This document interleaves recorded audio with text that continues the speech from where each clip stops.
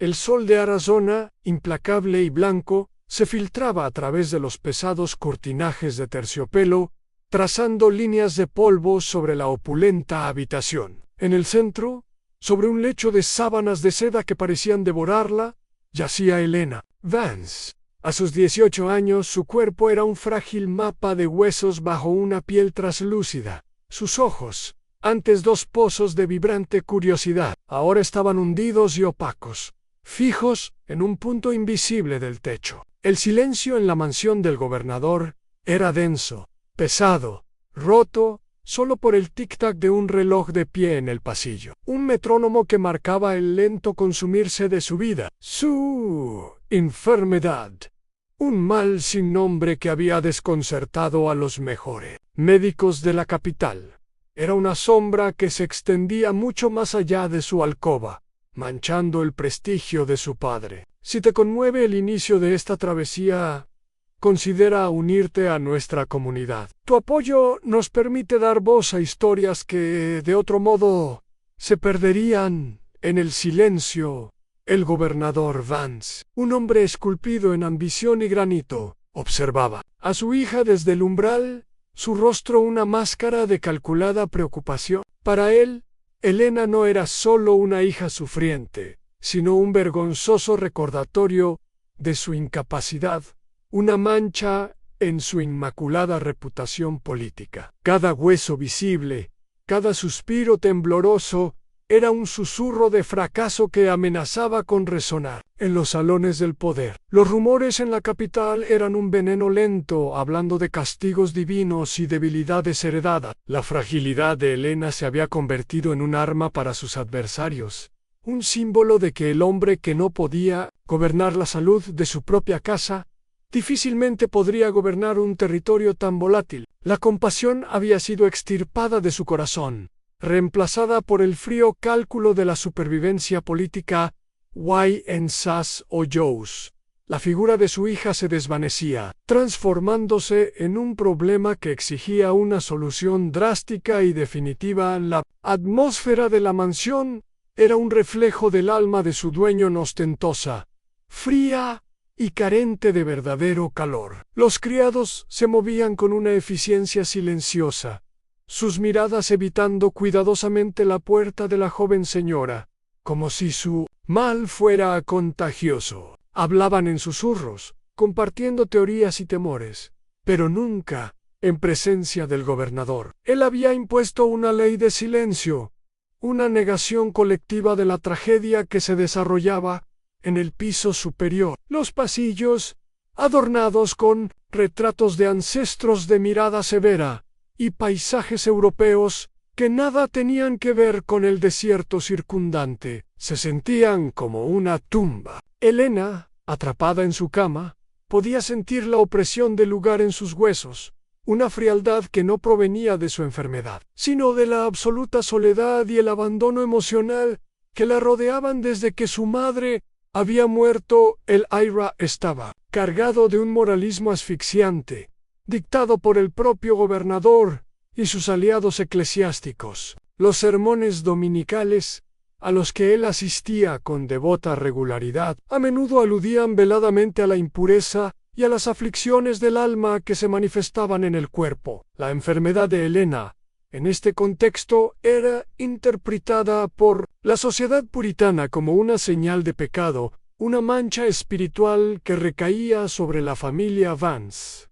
Las damas de la alta sociedad, con sus abanicos y sus miradas de soslayo, cuchicheaban sobre la posible transgresión que había provocado. Talcas, esta narrativa de vergüenza pública, era una herramienta que el gobernador, irónicamente, utilizaba a su favor, presentándose como un padre piadoso y sufriente, cargando con una cruz inmerecida, mientras en privado planeaba cómo deshacerse de la evidencia de su supuesta desgracia.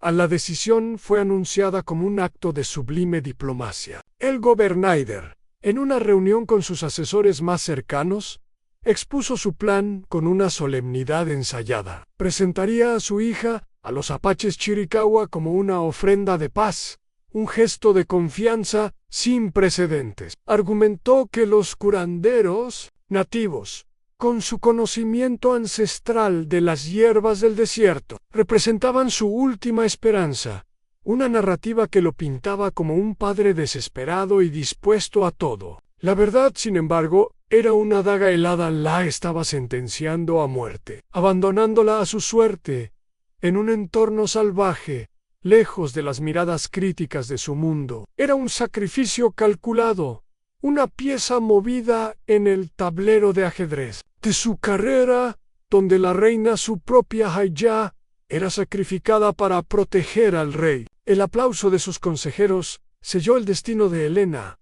El día de la entrega fue gris, el cielo cubierto por una capa de nubes que prometían una lluvia que nunca llegaría. Helena fue vestida con un simple vestido blanco, su delgadez acentuada por la tela lisa. No habló, no protestó. Sus ojos, sin embargo, lo decían todo. En ellos se reflejaba la traición final, la comprensión de que el último vestigio de amor paternal se había desvanecido. Fue llevada en un carruaje hasta el punto de encuentro, un claro desolado en la frontera del territorio apache. Allí, bajo la mirada impasible de una escolta militar y la curiosidad cautelosa de un grupo de guerreros, se encontró con su nuevo custodio.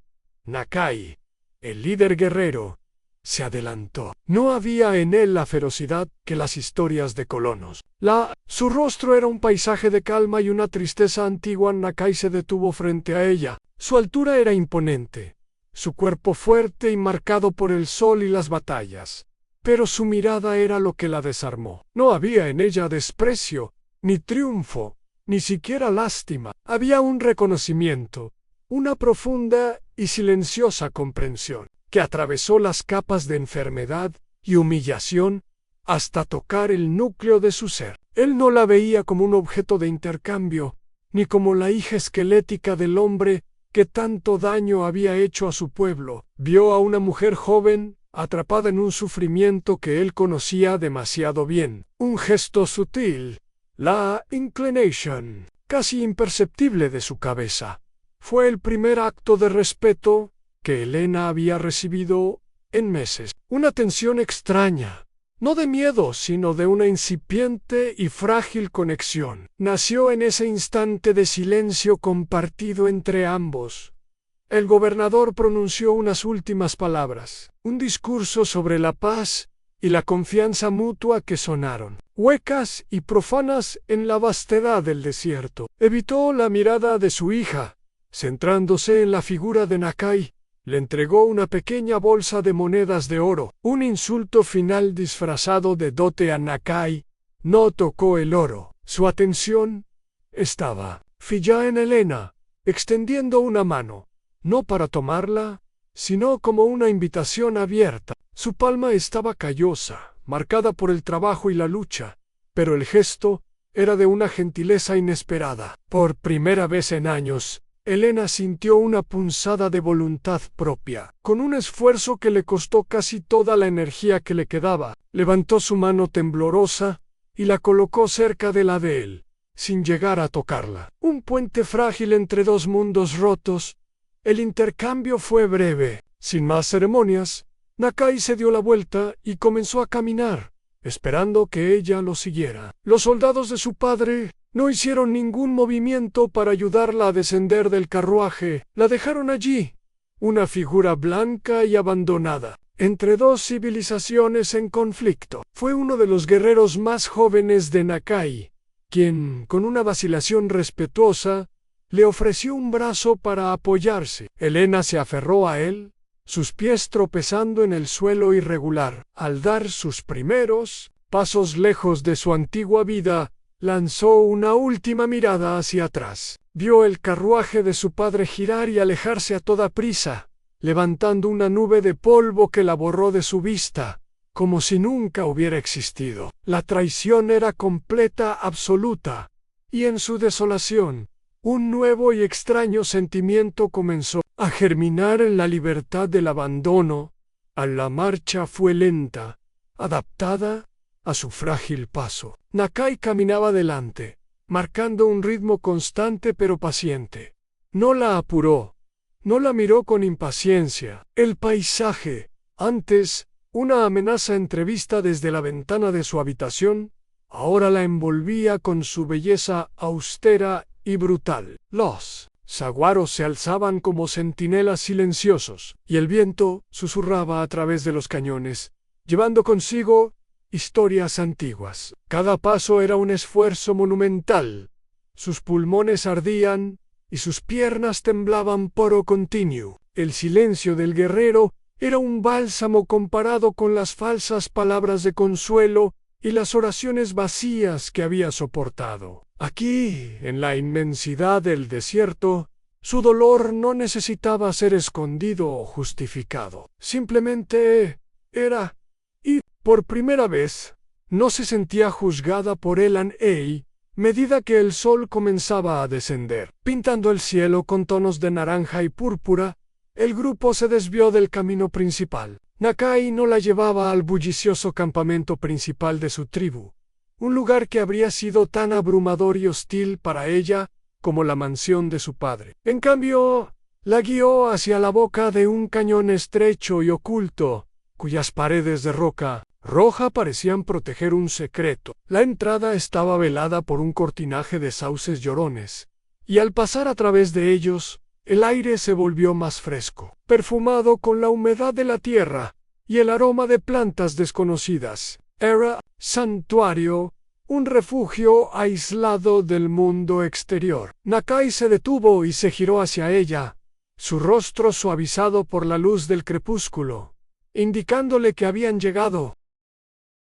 El viaje había terminado, pero la verdadera travesía apenas comenzaba. Al borde de este nuevo mundo, agotada y despojada de todo lo que una vez fue, Elena sintió el peso de la incertidumbre. La figura de Nakai, recortada contra la entrada del cañón sagrado, era a la vez su captor y su única esperanza. Si alguna vez te has sentido al borde de un cambio tan abrumador, si has sentido el miedo y la posibilidad que residen en lo desconocido, considera suscribirte. Así, juntos, podremos seguir explorando las historias de aquellos que encontraron la fuerza para dar el siguiente paso, incluso cuando todo parecía perdido. Este gesto nos ayuda a continuar tejiendo relatos de resiliencia y compasión que merecen ser contados y recordados por todos nosotros.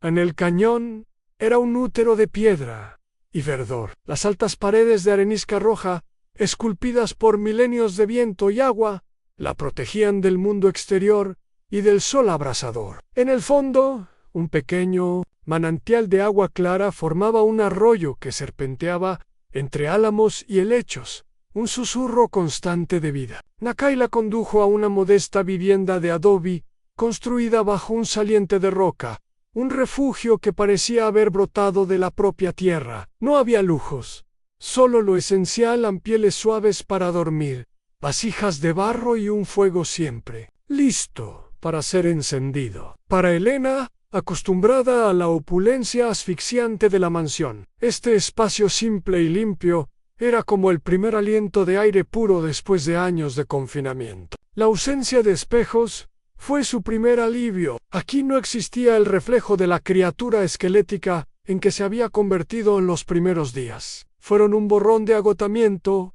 y sueño febril.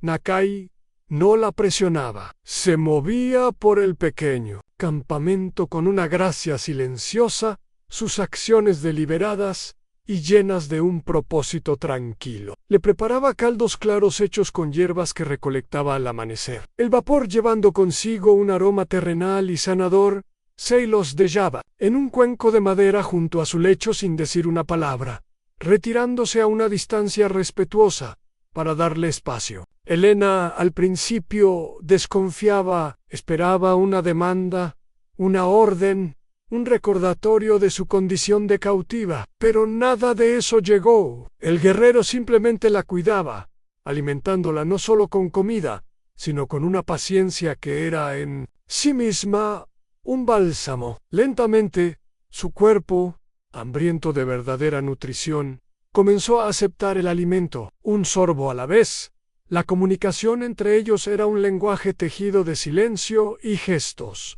Nakai nunca intentó forzarla a hablar. En cambio, le mostraba las cosas. Una mañana le trajo una pluma de halcón de cola roja y la dejó a su lado. Otro día, señaló el rastro de un ciervo en la tierra húmeda cerca del arroyo. La once, con sus manos.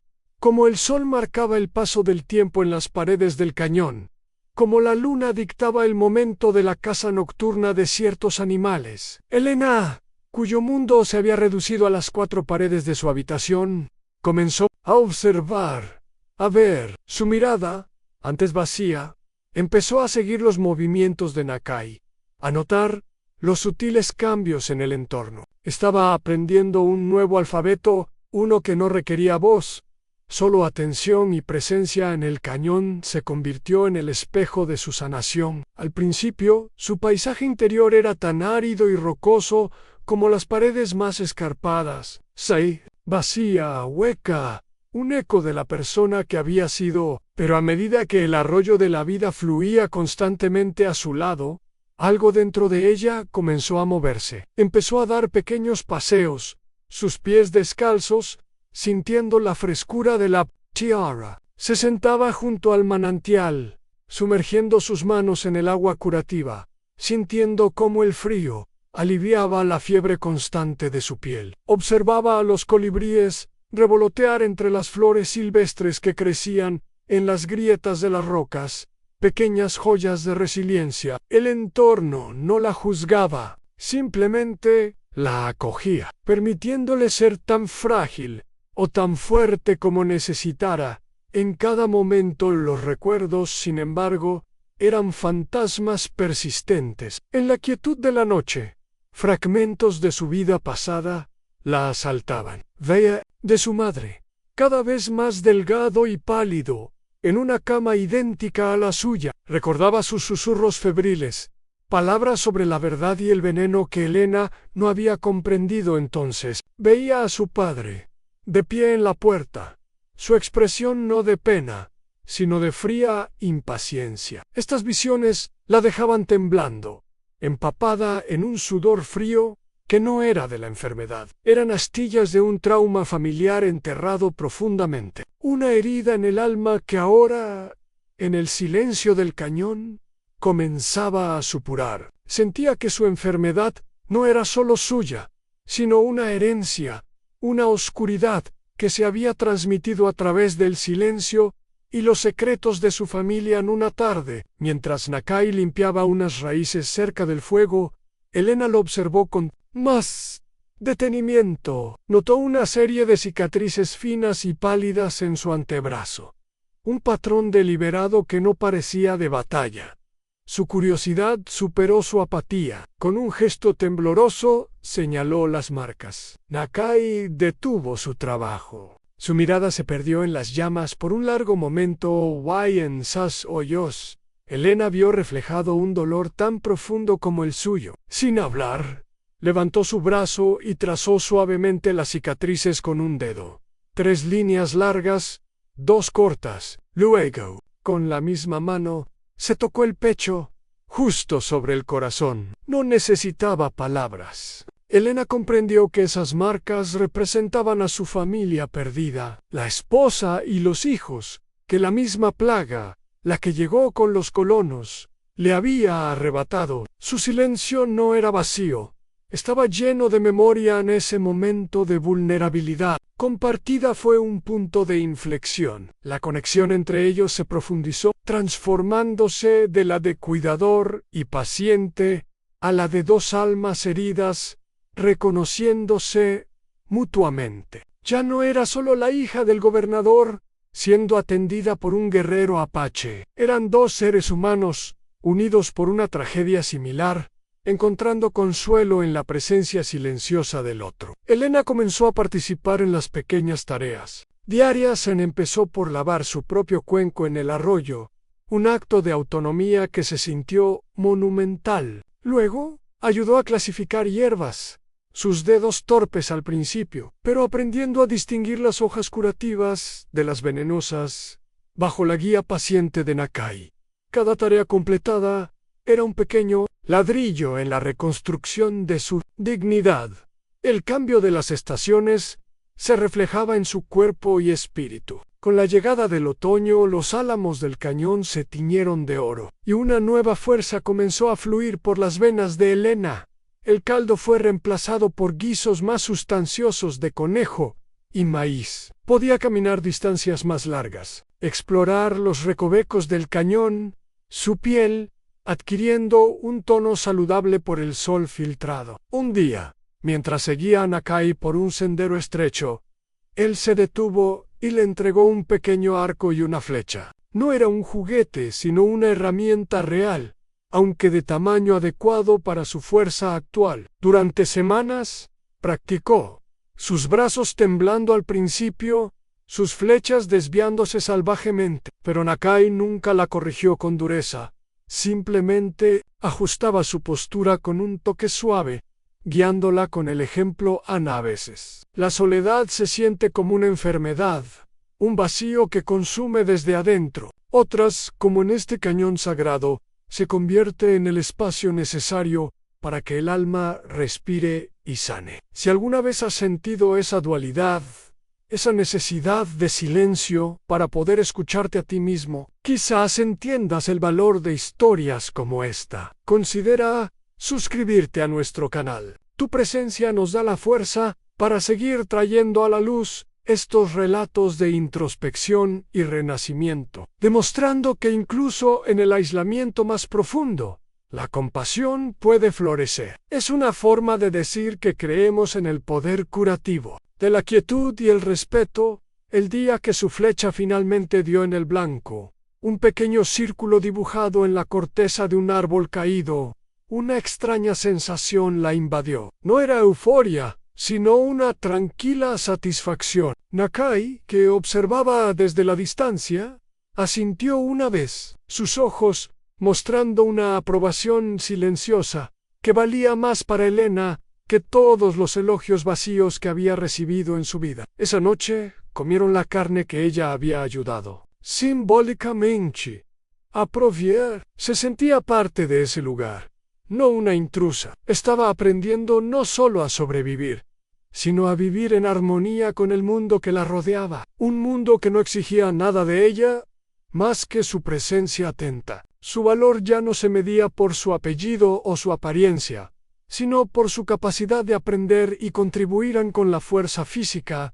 Regresó también el deseo de comunicarse. Sin embargo, las palabras parecían extrañas, un lenguaje perteneciente a un mundo que la había herido profundamente. Una tarde, sentada junto al fuego, mientras Nakai tallaba un trozo de madera, Elena sintió una necesidad abrumadora de llenar el silencio, no con charlas triviales, sino con algo significativo. Abrió la boca, pero solo un sonido ahogado escapó. La frustración y la vergüenza la inundaron, y las lágrimas brotaron de sus ojos por primera vez desde su llegada. Lloró no por debilidad, sino por el peso de todo lo que había perdido, y todo lo que estaba luchando por recuperar. Lloró por el silencio que se había apoderado de su voz y de su espíritu. Nakai dejó su talla y se sentó a su lado. No intentó consolarla con toques o palabras. Simplemente permaneció allí, su presencia una roca sólida en medio de su tormenta emocional. Dejó que su dolor fluyera libremente, sin juicio ni prisa. Cuando sus sollozos finalmente amainaron, él le ofreció un cuenco de agua. Mientras ella bebía, con las manos aún temblorosas, él comenzó a tararear una melodía suave y gutural. No era una canción de cuna, sino algo más antiguo, una melodía que parecía nacer de las propias rocas del cañón. Era una canción de resiliencia, de continuidad, una promesa de que después del dolor la vida persiste. La melodía la envolvió, calmando los bordes afilados de su angustia. Semanas después, la voz regresó. Fue un susurro audible, mientras ayudaba a Nakai a recolectar bayas de enebro. Vio un nido de pájaros ingeniosamente tejido en una rama, y sin pensar, la palabra salió de sus labios. Hogar. Se detuvo, sorprendida por el sonido de su propia voz. Nakai se giró. Su expresión tranquila no cambió, pero una luz diferente brilló en sus ojos. No hizo un gran gesto. Simplemente repitió la palabra en su idioma, Gawa, y luego señaló el nido, y después su refugio de adobe. Le estaba dando las palabras para nombrar su nuevo mundo, para reclamarlo como propio. A partir de ese día, las palabras comenzaron a fluir, pocas al principio, luego más, una mezcla vacilante de inglés y apache. Un puente verbal que se construía sobre su conexión silenciosa a la llegada de un explorador apache de la tribu de Nakai, rompió la paz. Telsa, el hombre, llamado Taza, traía provisiones y noticias del mundo exterior. Trató a Elena con una respetuosa curiosidad, impresionado por su evidente recuperación. Pero junto con las pieles y el maíz, le entregó a Nakai una bolsa de cuero, que había sido confiada a su tribu por un comerciante amigo. Dentro, entre otros artículos, había una carta dirigida a Elena, con un sello que reconoció al instante en él de su tía materna, fallecida hacía más de un año. El explorador explicó que la tía, sospechando la duplicidad del gobernador, se la había confiado a un intermediario de confianza con instrucciones de que se la hicieran llegar si alguna vez se sabía de su paradero. Con manos temblorosas, Elena rompió el sello. La caligrafía de su tía era un fantasma familiar, una voz de un pasado que creía muerto. La carta era una confesión, una revelación que destrozaría los cimientos de su mundo. Su tía revelaba que la madre de Elena no había muerto de una simple fiebre. Se había consumido por la misma aflicción debilitante, un mal del espíritu provocado por una verdad monstruosa que había descubierto. El gobernador, en su afán por asegurar tierras ricas en minerales, había orquestado en secreto una masacre de una pacífica banda apache, culpando a una tribu rival para encender un conflicto que le beneficiaría políticamente. Y en esa masacre, la carta detallaba con un dolor insoportable. Había perecido la familia de Nakai. El mundo de Elena se derrumbó. La carta cayó de sus manos. El aire pareció escaparse de sus pulmones, y una náusea helada la invadió. Su enfermedad no era un misterio médico, era el veneno de su padre, un mal nacido de la culpa y la crueldad que fluía por las venas de su familia, una manifestación física de los secretos tóxicos que su madre no pudo soportar. El hombre que la había cuidado, que le había devuelto la dignidad y la vida, era la principal víctima de la atrocidad de su padre. La ironía era tan cruel, tan monstruosa, que la dejó sin aliento. Se puso de pie de un salto con la mirada perdida, tropezando hacia atrás, lejos del fuego, lejos de Nakai, como si él fuera de repente un juez, y ella la encarnación del pecado de su linaje. Cayó de rodillas junto al arroyo, su cuerpo sacudido por violentos espasmos de comprensión. Why horror? No era solo la hija del hombre que lo había abandonado, era la hija del hombre que le había arrebatado todo. La compasión de Nakai, su paciencia, su respeto, todo se sentía ahora como una acusación insoportable. ¿Sabía él quién era ella realmente? ¿Era su cuidado una forma de retorcida penitencia o una prueba cruel? El colapso fue total.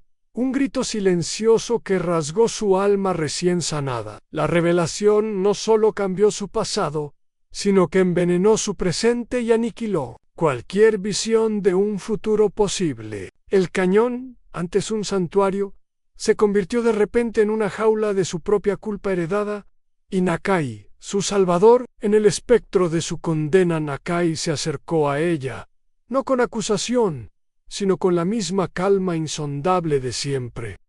La carta del suelo, pero no la leo. Sus ojos se posaron en el rostro de Elena, un rostro ahora contorsionado por una agonía que él reconocía, la agonía de una verdad que quema. Él ya lo sabía, siempre lo supo. La llevó al cañón, no por ignorancia, sino a pesar de su conocimiento. No la veía como la hija de su enemigo, sino como otra víctima de la misma violencia destructiva que había arrasado su propia vida. Su cuidado no había sido una penitencia, sino un acto de desafío a una negativa a permitir que el ciclo de odio se cobrara otra vida. Le ofreció respeto no para perdonar a su padre, sino para afirmar que la humanidad de ella era independiente de los pecados de su linaje. Antes de que Elena pudiera procesar esta nueva capa de la abrumadora compasión de Nakai, el explorador, Taza regresó corriendo al cañón, su rostro tenso con urgencia. Las noticias de la milagrosa recuperación de la hija del gobernador se habían extendido como un incendio forestal, avivadas por comerciantes y rastreadores. El gobernador Vance, al enterarse, no vio un milagro, sino una amenaza política y una oportunidad. Temiendo el escándalo de que su hija eligiera vivir entre los apaches y viendo una forma de reafirmar su dominio, había enviado un destacamento militar. La excusa oficial rescatarla de su secuestrador. La verdadera intención: borrar la prueba viviente de su mentira y reafirmar su poder. Los soldados estaban ahora en la boca del cañón, bloqueando la única salida. Sus uniformes azules, una mancha profana en la sagrada tierra roja. El dilema se presentó ante ella, brutal y absoluto. Por un lado, el mundo de su padre. Los representaban el regreso a la opulencia, a la sociedad que la conocía, pero también a las mentiras, al moralismo asfixiante y a la crueldad que la habían enfermado hasta casi matarla. Volver significaba ser exhibida como un trofeo, su historia reescrita para glorificar a su padre, su voz silenciada una vez más, bajo el peso de la falsedad. Por otro lado, estaba Nakai, de pie, silencioso, sin pedirle nada, ofreciendo no seguridad, sino una incierta libertad. Quedarse significaba abrazar una vida despojada de todo privilegio material, una existencia en los márgenes, pero una vida forjada en la verdad, la dignidad y el respeto mutuo. Su elección no era solo sobre su futuro, era sobre quién era ella en su esencia. El comandante del destacamento, un hombre de rostro severo y bigote encerado, gritó su nombre, su voz resonando antinaturalmente contra las paredes del cañón. «Señorita Vance, hemos venido a rescatarla. Está a salvo ahora». Las palabras eran un veneno. ¿Rescatarla? La habían abandonado para que muriera. ¿A salvo? Nunca se había sentido más en peligro que en la casa de su padre. Elena miró a Nakai, cuyo rostro permanecía impasible, pero en cuyos ojos vio una profunda tristeza, no por él mismo, sino por la elección que ella se veía obligada a hacer. Él no lucharía por ella, porque eso la convertiría de nuevo en un premio a ser ganado. La decisión debía ser suya, un acto final y definitivo de autodeterminación. El fruto de todo lo que había aprendido en ese santuario en Elena dio un paso adelante. Saliendo de la sombra del saliente de roca hacia la luz del sol, ya no era figura esquelética y temblorosa que había llegado meses atrás. Su cuerpo, aunque todavía esbelto, se movía con una... Su declaración colgó en el aire, una verdad innegable que desarmó la narrativa del gobernador. Se giró hacia Nakai y en una mezcla de inglés y apache le habló. «Gracias», dijo, una palabra simple que contenía un universo de gratitud. «Me has dado un regalo más grande que la vida. Me has devuelto a mí misma». Luego se volvió hacia los soldados. «Díganle al gobernador que su hija está muerta. La mujer que está aquí eligió nacer. Mi camino no es hacia atrás, hacia la oscuridad, sino hacia adelante, con la tierra que me sanó». Su decisión estaba tomada. No era un rechazo por odio, sino una elección por amor propio y verdad. Se dio la vuelta y caminó de regreso hacia el interior del cañón, hacia Nakai, dejando a los soldados atónitos y a su pasado atrás. Para siempre en la historia de Elena no termina aquí, sino que comienza su elección. Un acto de inmenso coraje. Abre un futuro incierto, pero auténtico. Es un testamento a la dignidad que puede renacer de las cenizas de la crueldad y al poder curativo del respeto silencioso. Si has viajado con ella hasta este punto, si su decisión ha resonado en lo más profundo de tu ser, te invitamos a suscribirte. Tu presencia es lo que mantiene vivas estas narrativas, historias que casi se han perdido en el tiempo, pero que nos recuerdan la indomable fuerza del espíritu humano. Al unirte a nosotros, nos ayudas a asegurar que la compasión y la valentía sigan teniendo una voz en nuestro mundo, inspirando a otros a encontrar su propio camino hacia la verdad.